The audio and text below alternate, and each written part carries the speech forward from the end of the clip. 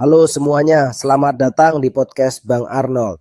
Tempat kita ngobrol santai tentang berbagai hal menarik, inspiratif, dan terkadang penuh tawa. Aku Arnold, host kalian di sini, dan aku sangat senang bisa berbagi cerita, pengalaman, dan perspektif dengan kalian semua.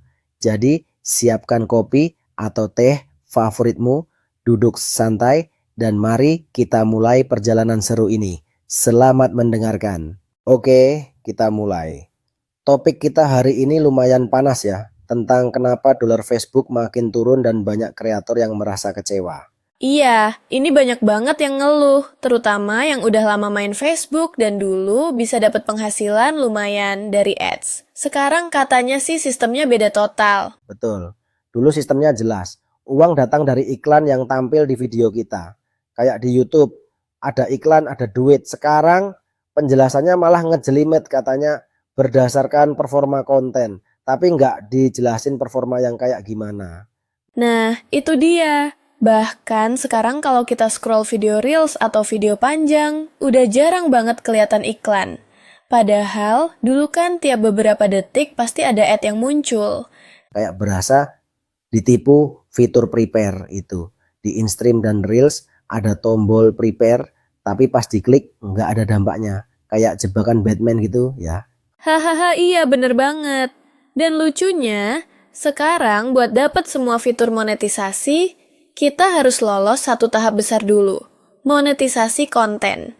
Kalau dulu kan bisa dapat bonus, Reels Ads, atau in-stream secara bertahap. Dan yang bikin lebih aneh lagi, penjelasan tentang ads-nya juga berubah.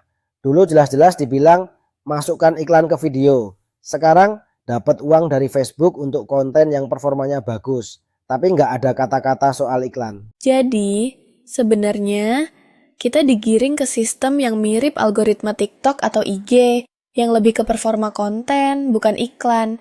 Tapi, duitnya dari mana dong kalau nggak ada ads? Nah, itu yang jadi misteri. Mungkin Facebook sekarang lagi trial sistem baru.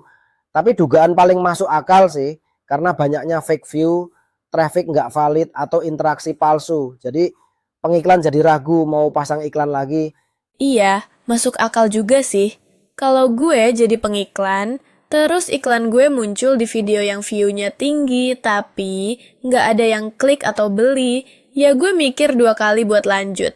Dan bisa jadi karena itu juga Facebook coba sistem baru ini supaya bisa ngefilter kreator yang beneran berkualitas dari yang cuma main view doang.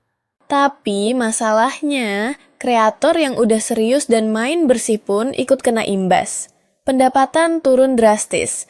Gue lihat banyak yang mulai mundur atau pindah ke platform lain, kayak YouTube atau TikTok. Betul, YouTube malah makin optimasi monetisasi mereka, mulai dari Shorts, Super Thanks, sampai AdSense yang tetap stabil. Sementara Facebook justru makin nggak jelas arahnya. Gue jujur agak khawatir sih. Facebook dulunya jadi ladang uang yang menjanjikan. Sekarang kayak penuh ketidakpastian. Dan seolah-olah transparansi ke kreator makin kurang. Nah, itu juga poin penting. Komunikasi Facebook ke kreator sangat minim. Mereka cuma kasih update satu arah tanpa benar-benar ngasih pemahaman tentang sistem yang baru ini. Dan yang lucu, sistem ini katanya buat bantu kreator cari uang lebih mudah. Tapi kenyataannya justru makin susah. Banyak yang bilang sekarang dapat $1 aja kayak cari jarum di jerami. Jadi intinya sistem baru ini mungkin punya niat baik, tapi pelaksanaannya belum matang gitu. Harusnya Facebook transparan dan kasih edukasi yang jelas ke kreator. Harapannya sih begitu. Atau ya mungkin ini cuma tahap uji coba. Mudah-mudahan nanti bisa balik normal atau bahkan lebih baik.